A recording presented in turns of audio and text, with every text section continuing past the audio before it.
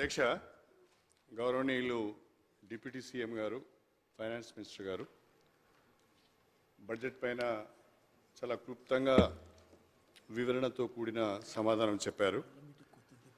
ముందుగా ఈ సంవత్సరం ప్రవేశపెట్టబడిన 2,75,890 కోట్ల 69 లక్షల రూపాయల బడ్జెట్ను 100% అమలు చేస్తాం, 100% ఎక్స్పెండిచర్ చేసి చూపిస్తామని మీరు చెప్పారు. సార్ ఇప్పుడే సార్ 5% అటు ఇటు తప్ప పెద్దగా ఏం గ్యాప్ ఉండదు అధ్యక్ష. దట్స్ వాట్ 20% మాత్రం తీసుకెళ్ళాం అధ్యక్ష. జస్ట్ 5%, ఎందుకంటే అది 5 to 8% వరకు అది యాక్సెప్టబుల్ హెల్తీ బడ్జెట్ అధ్యక్ష, అంతవరకు.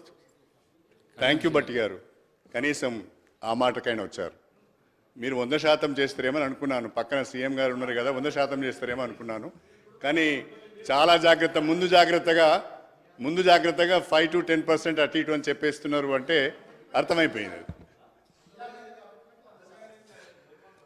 అదేవిధంగా అధ్యక్ష, ఇంకొక విషయం కూడా, budget at a glance. Bhatti garu నిన్న మీరు లేరు నేను మాట్లాడినప్పుడు, బడ్జెట్ ఎట్ ఏ గ్లాన్స్లో ఓపెన్ మార్కెట్ లోన్స్ మీరు 59,625 కోట్ల రూపాయలు పెట్టుకున్నారు ప్రావిజన్. ట్యాక్స్ రెవెన్యూలో అడిషనల్గా 20,000 కోట్ల రూపాయలు చూపిస్తున్నారు.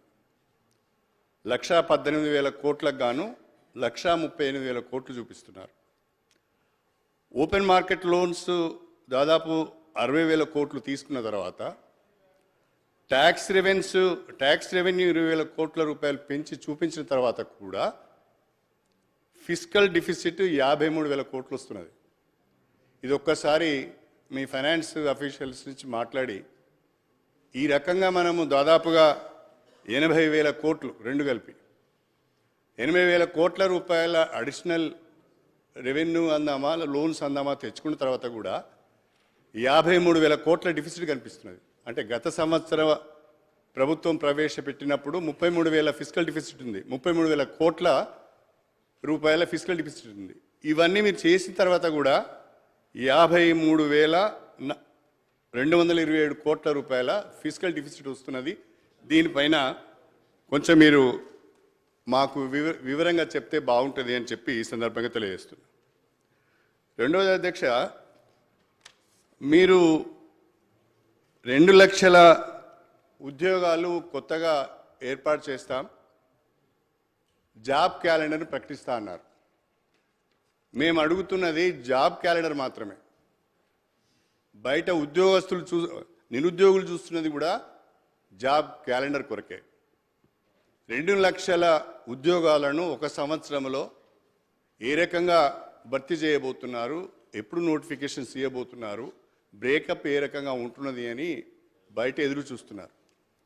కానీ చాలా కన్వీనియంట్గా మా ముఖ్యమంత్రి రేవంత్ రెడ్డి గారు, అదేవిధంగా బట్టి విక్రమార్క గారు, గత ప్రభుత్వము నోటిఫికేషన్లు ఇచ్చి, ఎగ్జామినేషన్స్ కండక్ట్ చేసి, రిజల్ట్స్ ఇచ్చి, ఎలక్షన్ కోడ్ వల్ల నియామక పత్రాలు ఇవ్వక ఆగిపోవడం వలన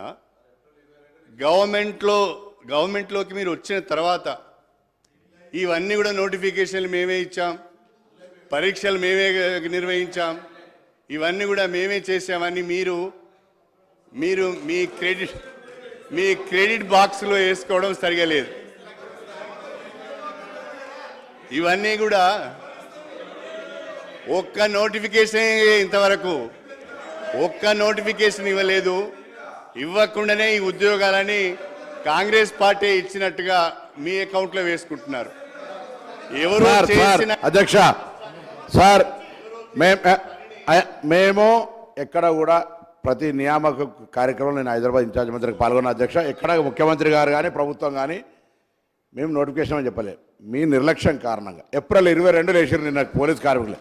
వాటి వల్ల ఆగిపోయిన వాటిని మేము వెంటనే ప్రభుత్వంలో వచ్చిన 2 నెలల్లో న్యాయపరమైన చిక్కులు పరిశీలించి దానికి సంబంధించినటువంటి ఆగిపోయిన సమస్యను పరిష్కరించి ఇస్తా. మీరు ఇప్పుడు గౌరవ సభ్యులు ఇట్లా మీరు నిన్ననే ఆ వారానికి ఇచ్చినారు సార్. మేము కూడా చెప్పినాం కొద్దిగా ఈ బెదిరించులు ఈ మాటలు ఇంకా అధికారంలో అనుకుంటే పొరపాటు. జాగ్రత్తగా మాట్లాడాల్సిన అవసరం ఉన్నది. నేనేమంటున్నా, శ్రీహరి గారు గౌరవ మాట్లాడినటువంటి భాషకు సంబంధించి వారు అన్నటువంటి మేము ఎక్కడ కూడా ప్రభుత్వంలో ఇప్పుడు మీ 2 నెలల ఎందుకు సార్ ఇప్పుడు 2 నెలలనే నోటిఫికేషన్ వేయలే. Telangana state public service commission వేసినాము. Telangana state public service commission నియమించింది ప్రభుత్వము. నోటిఫికేషన్ల ప్రక్రియ కొనసాగుతుంది. నోటిఫికేషన్ల ఉద్యోగం వేస్తూ ఓపిక పట్టండి. మీ ఉద్యోగాలు వేయని ఉద్యోగాలు వేరేటోళ్ళకి రావాలనుకుంటే ఎట్లా అధ్యక్ష? తప్పకుండా ఉద్యోగాలు ఇస్తాం. మీ ఉద్యోగాలు వేయడానికి వేరేటోళ్ళకు ఉద్యోగాలు రావాలనుకుంటే ఎట్లా అనేటువంటి మాటలు ఈ సందర్భంగా జ్ఞాపకం చేస్తాం. గౌరవ మంత్రివర్యులు ప్రభాకర్ గారు ఒక మాట అయితే చాలా స్పష్టంగా ఒప్పుకున్నారు. మేము నోటిఫికేషన్ ఇవ్వలేదు, మేము ఇచ్చినామని చెప్పలేదని. నేను గౌరవ ముఖ్యమంత్రి గారు సభలో ఉన్నారు, వారిని నేను మీ ద్వారా అడిగేది ఏంటంటే, ఇవి కాకుండానే ఇప్పటి వరకు ఇచ్చిన ఉద్యోగ నియామకాలు కాకుండానే మీరు 2 లక్షల ఉద్యోగాలను భర్తీ చేయడానికి జాబ్ క్యాలెండర్ ఇవ్వాలని మాత్రమే కోరుతున్నా. అంతకు మిగిలిన నేనేమి మిమ్మల్ని విమర్శించడం లేదు, ఇంకో మాట మాట్లాడమే. దయచేసి మీ కొరకు ఎదురు చూస్తున్నారు బయట. 2 లక్షల ఉద్యోగాలకు జాబ్ క్యాలెండర్ ఇవ్వాల్సిందే అని కోరుతున్నా. ఏమైంది? నేనేం అనలేదు కదా శ్రీహరి గారు. నేను వారిని ఏం అనలేదా శ్రీహరి గారు.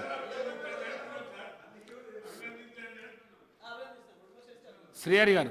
ముఖ్యమంత్రి గారు ఇట్లయితే కష్టం. నేనేమో చాలా శ్రీహరి గారు సభా సాంప్రదాయాలకు కట్టుబడి మాట్లాడుతున్నాను. అధ్యక్ష, అదేవిధంగా 6 గ్యారంటీలకు సంబంధించి నిన్న నేను ఒక లెక్క చెప్పాను అధ్యక్ష. స్పష్టంగా గణాంకాలతో సహా వివరించాను. బహుశా అది ఫైనాన్స్ మినిస్టర్ గారికి చేరి ఉంటుంది. నేనేమంటానంటే ఆ 6 గ్యారంటీలకు 53,196 కోట్ల రూపాయలు బడ్జెట్లో కేటాయించారు. ఈ 53,196 కోట్ల రూపాయలు ఆ 5 హామీలు ఉన్నాయి. 6టికి బదులు యువ వికాసం వదిలిపెట్టి 5 రాశారు బడ్జెట్ డాక్యుమెంట్లో. ఈ 5 గ్యారంటీలకు ఈ 53,196 కోట్ల రూపాయల బ్రేకప్ ఒకసారి చెప్పాలని నేను ఫైనాన్స్ మినిస్టర్ గారిని కోరుతున్నా. ఏ హామీకి ఈ మొత్తం అమౌంట్లో ఎంత పెట్టారనేది ఒకసారి బ్రేకప్ చెప్పమని నేను కోరుతున్నా. అధ్యక్ష, సింపుల్గా నేను నిన్నే చెప్పాను, మళ్ళీ చెప్తున్నాను. 4 నియోజకవర్గానికి 3,500 ఇళ్ల చొప్పున 119 నియోజకవర్గాలకు 4,16,000 ఇండ్లు అవసరం పడతాయి అధ్యక్ష. 4,16,000 ఇండ్లకు ఇంటికి 5 లక్షల రూపాయల చొప్పున, లేదా ఎస్సీ ఎస్టీ అయితే అదనంగా ఇంకో 1 లక్ష రూపాయలు ఇస్తామన్నారు కాబట్టి అది కూడా కలుపుకుంటే దాదాపుగా 23,000 కోట్ల రూపాయల పైన అవుతున్నది అధ్యక్ష. కానీ మనం పెట్టింది 7,700 కోట్ల రూపాయలు మాత్రమే. దీన్ని ఏ రకంగా ఇందిరమ్మ ఇండ్లను మీరు ఏ రకంగా పూర్తి చేయబోతున్నారని నేను అడుగుతున్నా. నేను అడిగేది ఏంటి అంటే, బడ్జెట్ తక్కువ పెట్టారు, వీలైతే మీ అప్రాప్రియేషన్లో కొంచెం ఎక్కువ పెడితే మీరు అనుకున్న ఇందిరమ్మ ఇండ్లు అందరికి వచ్చే అవకాశం ఉంటుందని మాత్రం నేను చెప్పదలుచుకున్నాను.